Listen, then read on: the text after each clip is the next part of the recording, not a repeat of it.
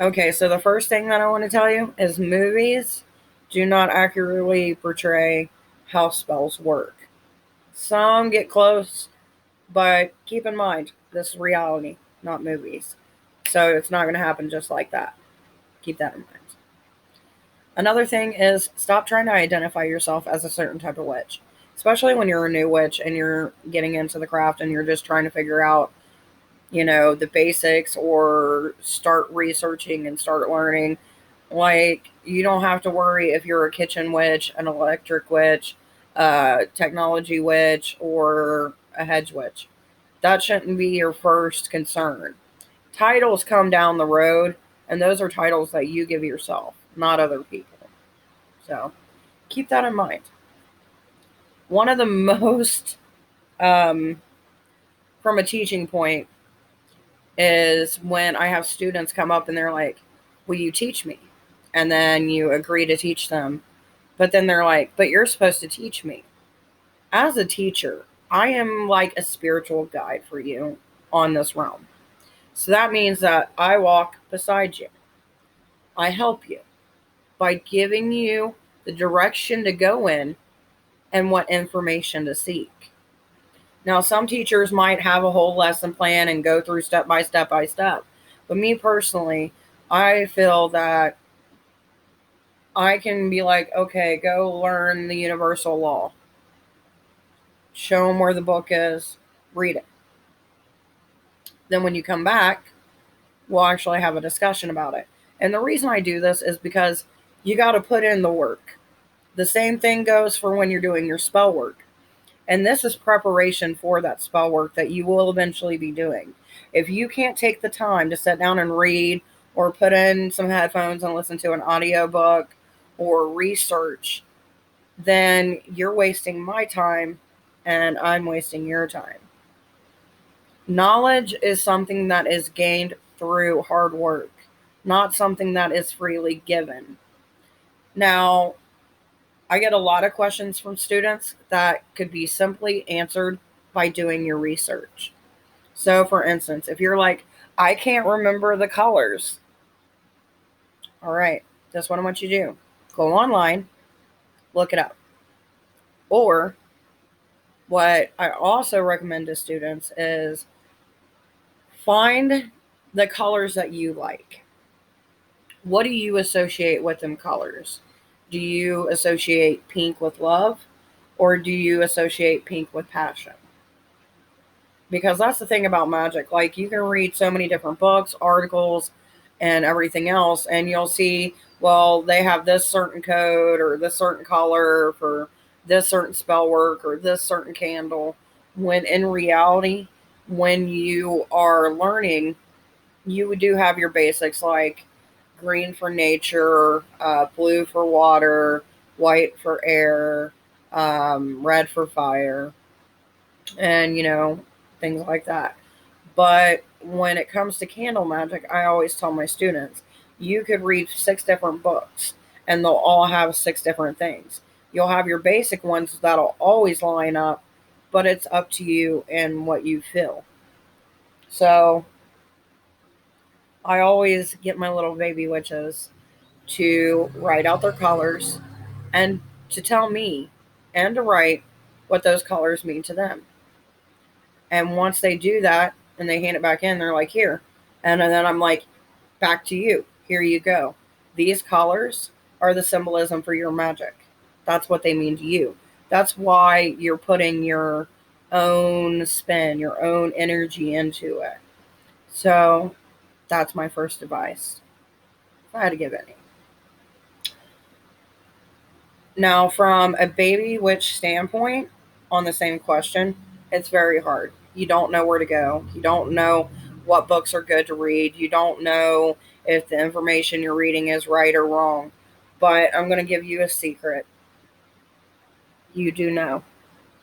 If the path called you, then whatever book that you read, let's say you pick up a book by Silver Ravenwolf, and the first few chapters you start reading it, but you don't feel that resonation, that drawn in, or it just doesn't speak to you.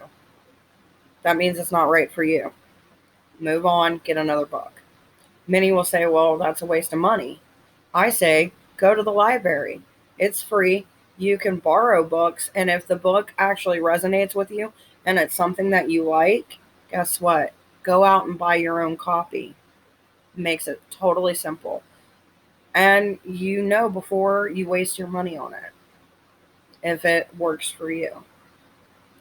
Another question I get is what books or what authors would I recommend for new beginners? Astrea Taylor, she just came out with Intuitive Witchcraft, um, and I loved it. It was a great book. It might actually be Intuitive Magic. I always switch the title on her, and she's like, "It would have been a good title, but no, this is what it is." So if I mess it up, sorry. But anyway, I love the book because it goes through kind of like a guide journey, and it throws in experiences and learning to retrust your intuition.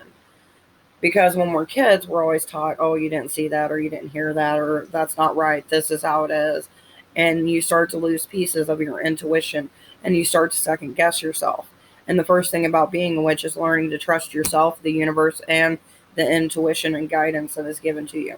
So that's the first book that I would recommend for any beginner witch, just because it hits a basic core.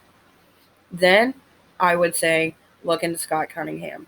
Love Scott Cunningham. Love his books, everything about it. I do not remember the author of this one, but I really enjoyed reading it, and it was called Hecate's Keys. I am a Hecatite.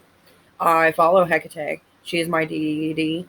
I am devoted to her and have been for the last 18 years. So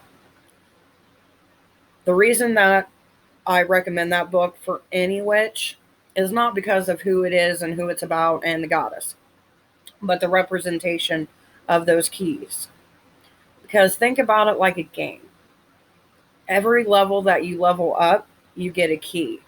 And that key helps you unlock the next level of your experience. And when I think of going to the astral realm or the different realms or working my magic or using a certain form of magic, that's me taking out that key for that magic and using it to make whatever I want happen. Keys, you will find out also, are very symbolic within witchcraft. You can open doorways, you can close doorways. So that's definitely something that I would recommend for any beginner witch as far as reading. Um, some will go in for Aleister Crowley. It's more of a left-handed path. So, it's what calls out to you. Please make sure to read the reviews because there is a lot of fake pagan books out there that they're starting to put out, or they'll compile a list of internet information and then try to sell it to you as a book. So watch out for that. Another good thing that I would tell any beginner witch, because when you start to be a beginner witch, you start thinking, oh, I need a coven and I need to do this and that. No. In my personal opinion, if you're on this video watching, you do not need a coven. You do not need to have that kind of pressure at this point in your journey. And I know it seems fun because you get around other witches. It doesn't mean that you can't, do spell work with other witches and things like that. But I always tell people who are new to the craft, wait a year or two. Because when you start getting into covens, and you'll see, I think there's a video somewhere floating around on my channel about what to know before joining a coven. And joining a coven is like joining into a relationship or a marriage. It's got to be the perfect match. Because if it isn't, then you're not going to have fun. Your energy's going to be off. Your magic's going to be off. And you're going to be miserable. And no one wants to be miserable. Especially when, that's not the point. The point is to use the path and to harness the path's energy and magic to make your life better. So that's what I would suggest. Just stay away from it for a little bit. Besides, you're in your learning phase. That's like me going to a master chef and asking to learn how to do, all this crazy stuff when I don't even know how to boil water. Like, start with your basics, work your way up. When you feel like you're comfortable within yourself, you know your magic, you know your practice, and you're comfortable with speaking about it, that's the time you should go look for a coven. But you are more than welcome to go play with other witches under the full moonlight. Another thing that I would suggest for baby witches is tools. You don't need a whole lot of tools. I didn't start out with a whole lot of tools. I was actually in the country and there was no pagan shops. There was no driving to a pagan shop. So I had to use things that I found in nature to actually use as my tools. And then as I progressed and moved and had my own money and everything else, I could get the shiny little glitz and glamour and use it within my practice. But sometimes the most powerful ritual that you can do is the one with the least amount of tools. Because you got to think when you're doing a ritual or a spell work, you got to have the tools prepped, you got to get them ready, you got to get your circle ready, and then if you forget something, then it's outside of the circle and so forth. Until you get to the point to where you can trust yourself and not forgetting things, and also to the experience to where if you are doing those huge heavy spells, then yeah, you're going to use more stuff. But stick to your basics until you get to the point to where you've learned all you could and now you're moving on to something more advanced. Let's see, what else would I tell a baby witch? It's so hard sometimes because you think about like when I was a baby witch, there was hardly no information. The internet was brand new, and honestly, the library was my source, and I'm self taught. So kind of goes, and that's another thing I will say. It's one of the things that aren't isn't talked about within our community is that your views will change. The way you practice is going to change. As you grow, so will your practice. And that's because you get new information, or maybe the information that you once held so true doesn't resonate the same way that it does now. And that's growth, that's spiritual growth. And to me, that's always been a sign of you're evolving. Kind of like a Pokemon, except you're not in a little ball and Ash is not your master, unless you're into that. So, yeah. Another thing that I would tell my baby witches is aesthetic. I get it. It's fun. It looks great. It gives you that feeling of I'm a witchy witch. But in reality, not all witches look like that. Some of them are the most basic looking people in the world. So take that with a grain of salt. If you want the witchy aesthetic and you're doing it for you, that's great. If you're doing it because you think other people will only accept you when you're doing it, then you're not really staying true to yourself. And last but not least, what I would tell baby witches, learn to crawl before you walk. Learn to walk before you run.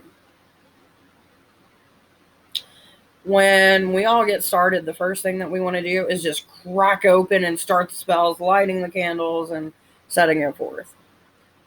But as someone who's been there and as someone who's tried it, this is my warning to you. If you're going to do it, start out small. Don't start out with like trying to hex or curse somebody because your ass is going to get burned 12 ways till Sunday. And no one's going to want that. And I know you don't want that. So take it as a heed warning. I ain't a gatekeeper, and I'm definitely not your keeper. But it's just a warning. Be safe. Know what you're doing. Actually read into it more than a day or two before you decide to do it. That's what preparation is about. Prepping oneself, their magical tools, and making sure that the journey that they are willing to take is one worth taking. One of the biggest problems baby witches have is jumping into things and having bad experiences, or having things attached to them, or their home, or just everything around them's not going the way that they want it to, or is going horribly and they don't understand why. It's because you weren't ready, You tried to do something that you couldn't do. And it's not saying that you can't eventually do it, it's just it wasn't the time.